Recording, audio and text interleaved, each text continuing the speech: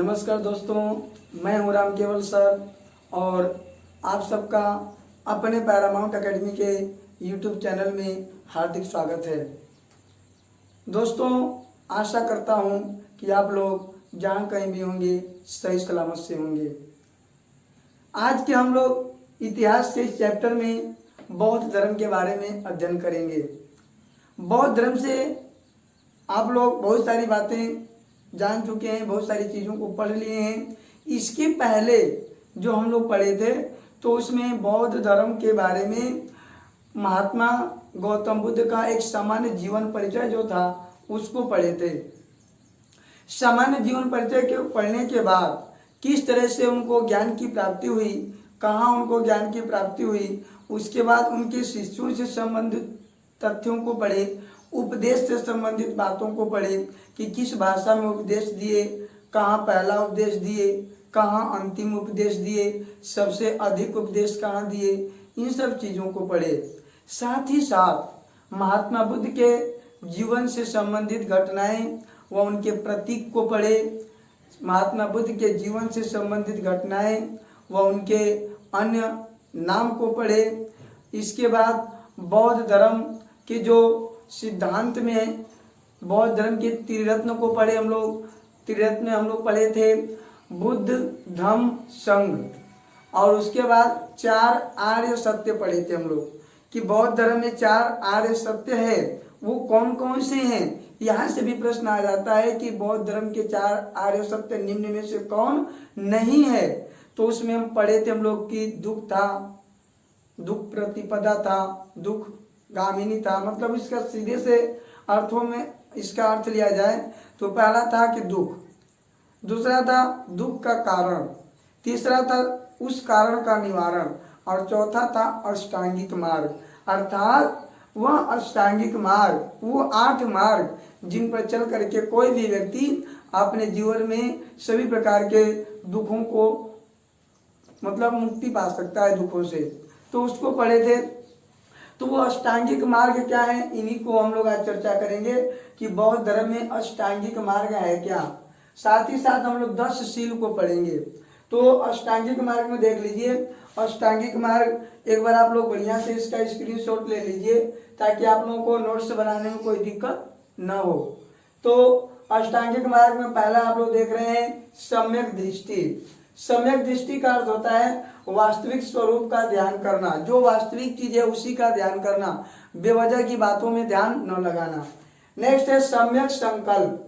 सम्यक संकल्प का अर्थ होता है आसक्त, द्वेष, हिंसा से मुक्त विचार को रखना दिमाग में।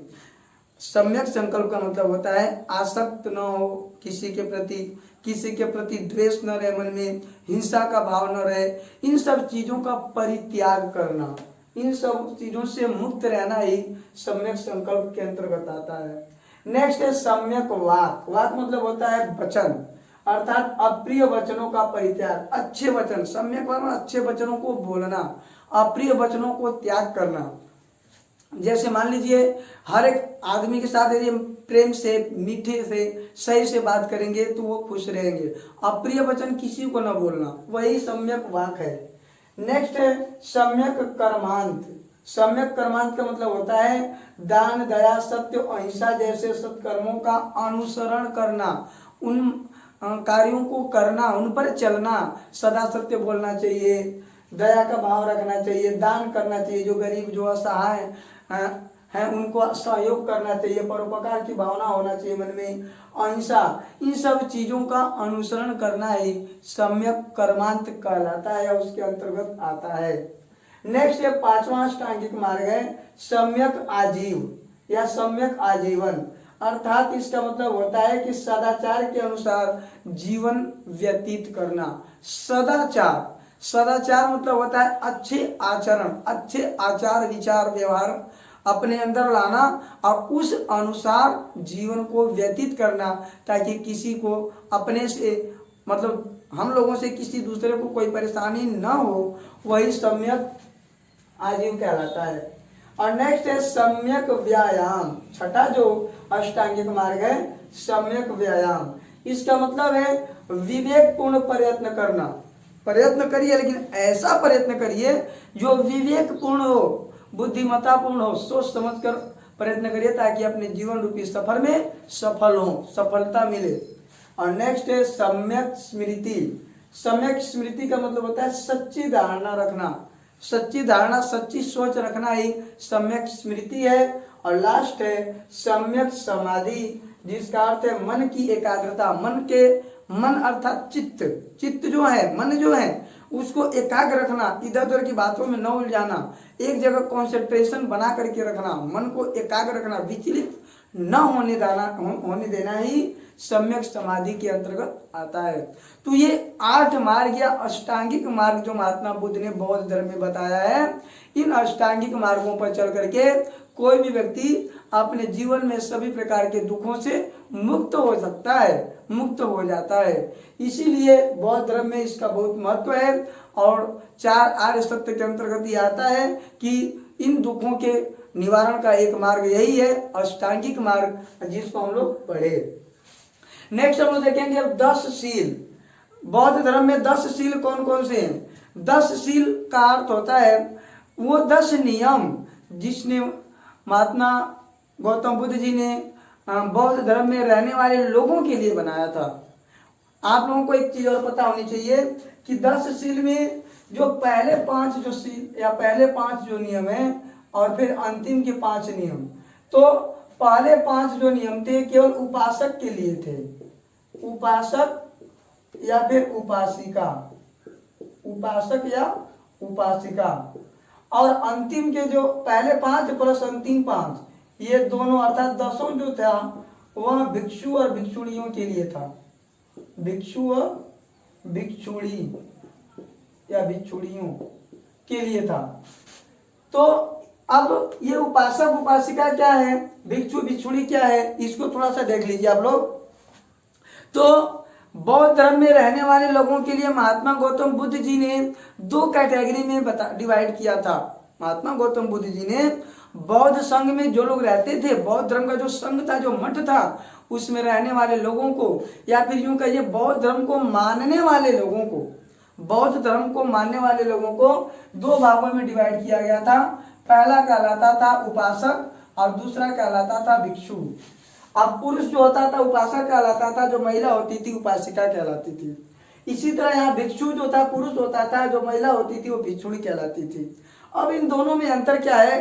अंतर ये है कि जो व्यक्ति गृहस्थ जीवन में रहते हुए, गृहस्थ जीवन का सीधा सा अर्थ है कि शादीशुदा जीवन व्यतीत करते हुए ही यदि वो बौद्ध धर्म मानता था तो वह उपासक कहलाता था।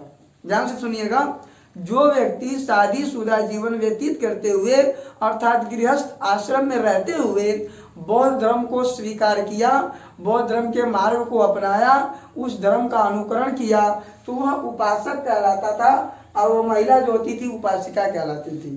तो ये एक हो गया उपासक या उपासिका जो गृहस्थ जीवन में रहते हुए बौद्ध धर्म को मानते थे। लेकिन एक वर्ग और था जो जीवन भर आजीवन विवाह नहीं करते थे, कभी विवाह नहीं करते थे, एकदम सन्यासी जीवन व्यतीत करके बौद्ध धर्म को मानते थे। तो उसमें पुरुष जो होता था भिक्षु कहलाता था और जो उसमें महिला होती थी भिक्षुणी कहलाती थी। तो ये भिक्षु और भिक्षुणी समझ गए आप लोग कि ये लोग जो होते थे ये आजीवन विवाह नहीं करते थे, सन्यासी जीवन व्यतीत करते हुए बौद्ध धर्म को मानते थे, तो वो भिक्षु और भिक्षुणी कहलाते थे। तो इस तरह से बौद्ध धर्म के मानने वाले लोग 2 भागों में बटे थे, उपासक उपासिका, भिक्षु भिक्षुणी। तो ये हो गया। लेकिन हम 10 शील जो बता रहे थे उसको थोड़ा सा देखिए। 10 शील में महात्मा गौतम बुद्ध ने 10 ऐसे नियम बनाए थे और उन 10 नियमों को 10 शील कहा जाता है। और वो ऐसे है कि पहला जैसे बताए थे सत्य, पहला बताया था कि सत्य बोलना चाहिए, दूसरा था चोरी नहीं करना चाहिए, तीसरा था 10 शील में पहला जैसे आता है 10 शील में सदा सत्य बोलना, हर एक आदमी को सत्य बोलना चाहिए। नेक्स्ट था उसमें कि अहिंसा का पालन करना, अर्थात हिंसा नहीं करना चाहिए, जीवों पर दया करना चाहिए, चोरी नहीं करना चाहिए, आवश्यकता से अधिक धन इकट्ठा नहीं करना चाहिए, बिना पूछे किसी का सामान नहीं लेना चाहिए। इस तरह से 5 हो गए। नेक्स्ट है कोमल शैया का त्याग, पहले जो 5 थे, पहले 5 जो थे वो आसान थे, लेकिन 6, 7, 8, 9 और 10 ये जो यहाँ से जो शुरू होते थे ये बहुत कठिन थे। इसमें मान लीजिए सत्य हो गया, सदा सत्य बोलना चाहिए। इसमें था हिंसा नहीं करना चाहिए, अहिंसा का पालन करना चाहिए, चोरी नहीं करना चाहिए, आवश्यकता से अधिक धन नहीं इकट्ठा करना चाहिए, बिना पूछे किसी का वस्तु नहीं लेना चाहिए, किसी का सामान नहीं लेना चाहिए बिना पूछे। तो ये 5 जो नियम थे, 5 जो नियम थे, ये जो 5 नियम जो थे यह उपासक के लिए थे। उपासक या उपासिका, उपासक या उपासिका के लिए था, क्योंकि इन 5 नियमों का जो शादीशुदा जीवन है, जो गृहस्थ जीवन में प्रवेश कर चुका है, वो 5 नियमों का पालन आसानी से कर सकता है। वो उससे कह दे भाई चोरी नहीं करना है, मान जाएगा, सत्य बोलना है, जीवों पर दया करना है, आवश्यकता से अधिक धन इकट्ठा नहीं करना है, बिना पूछे किसी का सामान नहीं लेना, वस्तु न लेना, तो इसका वो पालन आसानी से कर सकता है। तो ये 5 जो नियम थे पहले वाले, वो उपासक उपासिका के लिए थे। लेकिन ये 6ठे से लेकर 10वीं तक और पहले से लेकर 5वां तक, अर्थात 10 जो नियम थे, ये 10 नियम भिक्षुओं के लिए था। भिक्षु या फिर भिक्षुणी कहिए, भिक्षु या भिक्षुणी, ये जो 10 नियम इन लोगों के लिए था। 5 पहले के प्लस 5 बाद के, अर्थात 10 नियम। अब इसमें कौन कौन से नियम थे? तो इसमें था कोमल शैया का त्याग करना, कोमल शैया का मखमली बिस्तर का त्याग करना। अब यदि ये कह दिया जाए किसी उपासक से, वो नहीं कर पाएगा। कामिनी व कंचन का त्याग करना, कामिनी व कंचन मतलब धन दौलत सोना चांदी का त्याग करना। स्त्री के संपर्क में न रहना, स्त्री से बातचीत न करना, असमय भोजन न करना, असमय भोजन न करना। ये सब जो अंतिम के जो नियम थे बहुत ही कठिन थे, और वो जो 5 अंतिम के नियम थे वो उपासक या उपासिका, अर्थात यूं कहिए कि जो गृहस्थ जीवन में जी रहा है व्यक्ति, इन 5 नियमों का पालन नहीं कर सकता। इसीलिए महात्मा गौतम बुद्ध ने उन लोगों को और आसानी से पालन करने के लिए केवल ये 5 नियम कहे कि इनको ये 5 नियम पालन करना है, और जो भिक्षु और भिक्षुणी रहेंगे उनको 10 का पालन करना पड़ेगा। तो यही 10 जो होते हैं, यही 10 शील कहलाते हैं बौद्ध धर्म में। तो इस तरह से हम लोग 10 शील के बारे में पढ़े, और आपको एक बार फिर से मैं बता देना चाहूंगा कि 10 जो शील थे वो महात्मा गौतम बुद्ध के द्वारा दिए गए थे, बौद्ध धर्म से संबंधित है। 5 जो शील है उपासक उपासिकाओं के लिए, और 10 जो है भिक्षु भिक्षुणियों के लिए। कोई पूछ दे बौद्ध संघ में या बौद्ध धर्म में रहने वाले लोग कितने भागों में डिवाइड थे, मतलब मानने वाले लोगों को, बौद्ध धर्म तो ऐसे हीन यानी महायान में बटा है, वो अलग है, लेकिन उसको अनुयायी जो थे, अनुयायी, उनको किन 2 भागों में बांटा गया है, तो भिक्षु भिक्षुणी और उपासक उपासिका। तो इस तरह से हम लोग इसमें पढ़े। अब बौद्ध धर्म से संबंधित अन्य बातों को अब देखिए क्या, अब हम लोग बौद्ध संघ में रहने वाले लोगों के लिए या बौद्ध संघ से संबंधित अन्य प्रमुख नियमों को पढ़ेंगे कि बौद्ध संघ में किस तरह से लोग जीवन व्यतीत करते थे, क्या क्या नियम थे, कौन कौन से उनके सिद्धांत थे। जैसे कि अभी हम भिक्षु भिक्षुणी के बारे में पढ़े, उपासक उपासिकाओं के बारे में पढ़े कि कौन उपासक कहलाते थे, कौन भिक्षु कहलाते थे। लेकिन यहाँ पे देखिए बौद्ध संघ से संबंधित प्रमुख तथ्य, बौद्ध संघ से संबंधित कौन कौन से ऐसे प्रश्न जो बहुत इंपॉर्टेंट है, जो अक्सर एग्जाम आदि में आते रहते हैं, तो इन सब चीजों के बाद देख लीजिए ध्यान से। इसमें पहला एक पॉइंट है प्रवेश की न्यूनतम आयु। प्रवेश मतलब बौद्ध संघ में, चूंकि पूरा लिखिए तो ज्यादा समय लगता है, इसीलिए हम थोड़ा शॉर्ट में इसको लिखे हैं। बौद्ध संघ में प्रवेश की न्यूनतम आयु पूछ देता है, तो बौद्ध संघ में प्रवेश की न्यूनतम जो आयु थी वह 15 वर्ष थी। कितने वर्ष थी? 15 वर्ष। 15 वर्ष की आयु का बालक ही बौद्ध संघ में प्रवेश कर सकता था। नेक्स्ट है प्रवेश के लिए संस्कार। बौद्ध संघ में प्रवेश करने के लिए एक संस्कार होता था, और जब बालक 15 साल का हो जाता था तभी वह संस्कार होता भी था, और उसी संस्कार के द्वारा उसे बौद्ध संघ में प्रवेश दिया जाता था। उस संस्कार का नाम था उपसंपदा। उपसंपदा संस्कार के द्वारा बौद्ध संघ में लोगों को प्रवेश मिलता था। ध्यान से देखिएगा इसको। तो प्रवेश के लिए संस्कार कौन सा होता था? उपसंपदा संस्कार। नेक्स्ट है प्रवेश से वर्जित थे। बौद्ध संघ में महात्मा बुद्ध ने सभी लोगों को प्रवेश की अनुमति नहीं दी थे। उसमें कुछ लोगों को बौद्ध संघ में प्रवेश के लिए सीधे मनाही थी, उनके ऊपर रोक प्रतिबंध लगा था, वर्जित था। तो कौन कौन से लोग थे उसमें? चोर थे, चोर, हत्यारा, उसके बाद ऋणी व्यक्ति जो कर्जदार है, ऋणी व्यक्ति, रोगी व्यक्ति, राजा का सेवक, राजा का सेवक, दास, इन लोगों को बौद्ध संघ में प्रवेश पर वर्जित मतलब इनका प्रतिबंध लगा था। चोर, हत्यारा, ऋणी, रोगी, राजा का सेवक, दास, इन सब लोगों को बौद्ध संघ में प्रवेश नहीं दिया जाता था। नेक्स्ट है कार्यवाही के लिए न्यूनतम संख्या। बौद्ध संघ जो था तो उसमें जब कार्यवाही किसी विशेष काम के लिए कोई मीटिंग होती थी तो कार्यवाही होगी या नहीं होगी उसे कोरम कहते हैं। जैसे आज संविधान में पढ़ेंगे हम लोग तो गणपूर्ति कहते हैं। तो संसद में लोकसभा जो है तो कुल सदस्यों की संख्या का 1/10 लोग यदि उपस्थित नहीं रहेंगे तो लोकसभा की कार्यवाही नहीं होगी। इसी तरह राज्यसभा में भी है कि कुल सदस्यों का 1/10। तो उसी तरह यहाँ भी न्यूनतम संख्या को कोरम कहते थे और वह कोरम जो था 20। जब तक वो 20 नहीं उपस्थित रहते थे तब तक कार्यवाही नहीं होती थी। वही न्यूनतम संख्या 20 थी। कितनी थी? 20। नेक्स्ट है उपवास के दिन। बौद्ध धर्म के लोग या बौद्ध संघ में किन किन दिनों को उपवास रखते थे? तो ये 4 दिन उपवास रखते थे। कितने दिन? 4 दिन। अब 4 दिन में कौन कौन से दिन थे? तो एक पूर्णिमा था, पूर्णिमा के दिन उपवास रखते थे, अमावस्या, अमावस्या, और दोनों चतुर्थी, दोनों चतुर्थी। अब देखिए इसको थोड़ा सा समझ लीजिए। आपको पता है कि हिंदी मास जब देखते हैं हम लोग तो चैत वैशाख जो है चाहे कोई भी महीना ले लिया जाए तो उसमें 2 पक्ष होते हैं। एक होता है कृष्ण पक्ष, दूसरा होता है शुक्ल पक्ष।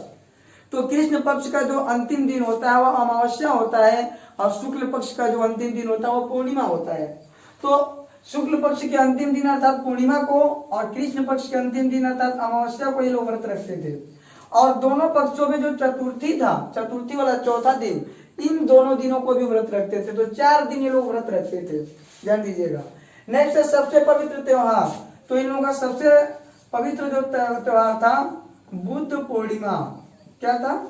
बुद्ध पूर्णिमा, या इसको कई लोग वैशाख पूर्णिमा भी कहते हैं। वैशाख पूर्णिमा, वैशाख पूर्णिमा का बौद्ध धर्म में बहुत ज्यादा महत्व है। पूछ देता वैशाख पूर्णिमा का क्या महत्व है? तो वैशाख पूर्णिमा का बुद्ध के जीवन से कई घटनाओं से संबंध रखता है। वैशाख पूर्णिमा, वैशाख पूर्णिमा के दिन ही महात्मा बुद्ध का जन्म हुआ था।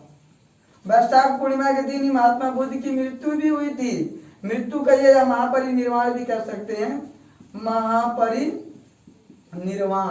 ध्यान दीजिए दोनों दिन वैशाख, दोनों जो कार्य है जन्म और महापरिनिर्वाण दोनों वैशाख पूर्णिमा के दिन हुआ था। और एक दिन और इनको इस दिन ये हुआ था, ज्ञान प्राप्ति हुई थी। ज्ञान प्राप्ति भी इनको कब हुई थी? वैशाख पूर्णिमा के दिन ही।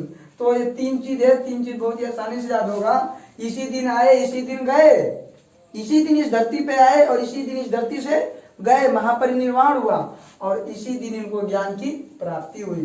तो इस तरह से भी आप लॉजिक बना करके याद कर सकते हैं। नेक्स्ट है 4 प्रमुख स्थान।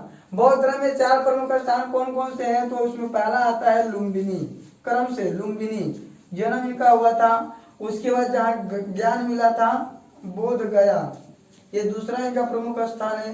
तीसरा जहाँ पहला उपदेश दिए थे सारनाथ, जिसको ऋषि पत्नम या मृगदांव भी कहा जाता है। और अंतिम चौथा जो स्थान है जहाँ इनकी मृत्यु हुई थी कुशीनगर या कुशीनारा। तो ये 4 स्थान बौद्ध धर्म से संबंधित प्रमुख स्थान है। और कभी कभी 8 स्थान कोई देता है, अष्ट स्थानम, तो इसमें एक हो जाता है श्रावस्ती, श्रावस्ती। इसके बाद संकास्य, संकास्य और राजगृह और वैशाली। तो ये 4। जब अष्ट स्थान पूछता है बौद्ध धर्म में अष्ट स्थान क्या है, तो 4 ये स्थान और 4 ये स्थान, ये चारों ये मिलकर के 8 हो जाते हैं, जिनको अष्ट स्थान कहा जाता है। लेकिन 4 प्रमुख जब केवल पूछता है तब यही 4 रहेंगे, जिसमें लुम्बिनी है, बोध गया है, सारनाथ है, कुशीनगर है। तो आज के इस चैप्टर से आप लोगों को बौद्ध धर्म में जो अष्टांगिक मार्ग है उसको पढ़े थे। 10 शील पढ़े थे, भिक्षु क्या होते हैं, उपासक क्या होते हैं ये पढ़े, और साथ ही साथ बौद्ध संघ से संबंधित जो संघ से संबंधित तथ्य हैं उन तथ्यों को पढ़े। तो हमें ऐसा नहीं बल्कि पूरा विश्वास है कि आज के इस चैप्टर में, आज की इस क्लास से आप बहुत संतुष्ट होंगे। और जाते जाते हम कहना चाहेंगे कि यदि हमारा आज का क्लास अच्छा लगा होगा तो हमारे इस पैरामाउंट एकेडमी के यूट्यूब चैनल को जरूर सब्सक्राइब करिएगा। अधिक से अधिक अपने दोस्त, मित्र, रिश्तेदार और अन्य करीब के लोगों को जरूर शेयर करिए। और एक बार फिर से आप सभी लोगों को सादर नमस्कार। आप सबका दिन शुभ हो। नमस्कार।